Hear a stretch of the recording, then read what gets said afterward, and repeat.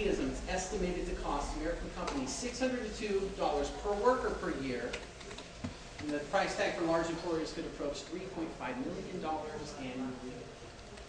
In the 1997, a 3-year study, 3 years by one large corporation found 60% of employee absences could be traced to psychological problems. In the movie The Secret, there was one of the guys that was interviewed, Bill Harris, and he created this program called Holosync, and it's really incredible stuff. But he wrote a book called Thresholds of Mind, and in it, he describes to a T the whole concept of a stress threshold, that we each have our own individual capacity for how much stress we can handle. Now, most stress management programs, well, they tend to focus more over here on the negative things. Right? We have bills we need to pay, we have deadlines at work, we know all of these things, and they tend to recommend things like exercise. Go out and go for a walk, go lift weights, go move around. But the one thing that they fail to address is that it doesn't matter if the stress is good or if it's bad, healthy or unhealthy, it all adds up.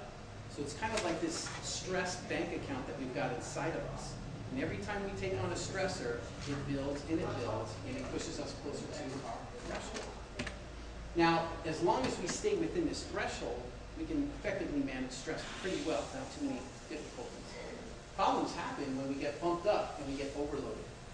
Once we get bumped up there, a lot of problems tend to happen. We start shutting down, we can't deal with it, and it's not too big of a deal if it happens once in a while, but if you're chronically overstressed, which most people are, because their sympathetic nervous system's pumping like a never-ending NASCAR race, round and round and round, and the only pit stop we get is when our head hits the pillow at night for a few hours before we're off to the races again. What happens is you end up with a lot of potential for physical, mental, emotional imbalances.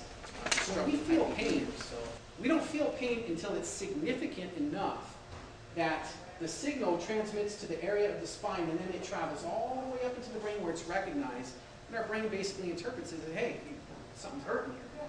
The problem is that your brain doesn't know if it's the muscle or the organ that's in pain.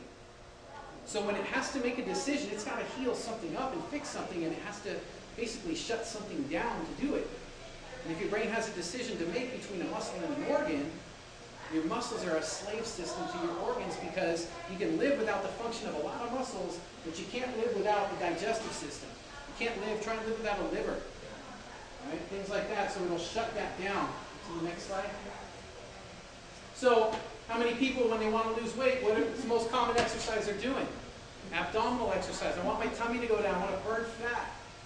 Well, the point that I'm trying to make with all of this is that if we're eating foods, even so-called healthy foods, that are constantly inflaming our digestive system, they're going to shut that abdominal wall down. No matter how many crunches you do, nothing's going to burn off. And on top of that, think of how many people suffer from low back pain at some point in their life. 80%, at least 80%. And one of the things that's always recommended when you have back pain is to strengthen your stomach muscles, right? Strengthen the core. How are you going to strengthen the core if your brain's shutting it down because you're inflamed with the stuff that you're eating with? A lot of times, we don't hear about things like this. Instead, we're being told to take drugs and medications to treat cholesterol, but cholesterol is really just a symptom. Would it be more effective to take a drug and alleviate the symptom, but we'd have to take the drug forever, because as soon as we come off it, the symptoms come back? What if we could identify what was causing the symptom in the first place?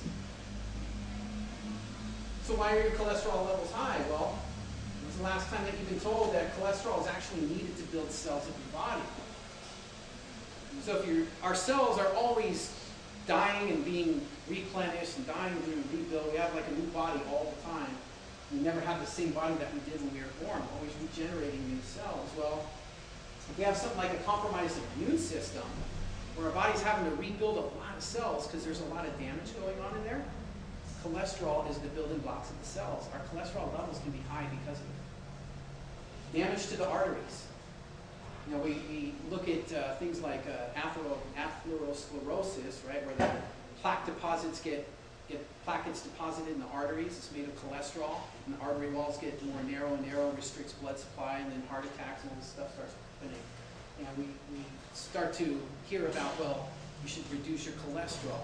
Right? Make sure, among other things, don't eat cholesterol. Well, remember, cholesterol is just a symptom of something going on. A lot of times, the very things that we're eating and put in our bodies are the things that are causing damage to the arteries in the first place. And all our bodies are doing is trying to use cholesterol, much like we do a Band-Aid on a cut on our finger just to patch it up.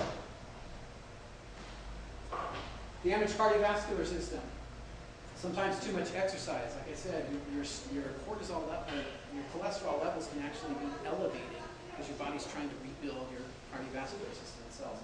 So you hear about a million things, but when's the last time you heard too much stress can possibly be elevating your cholesterol level?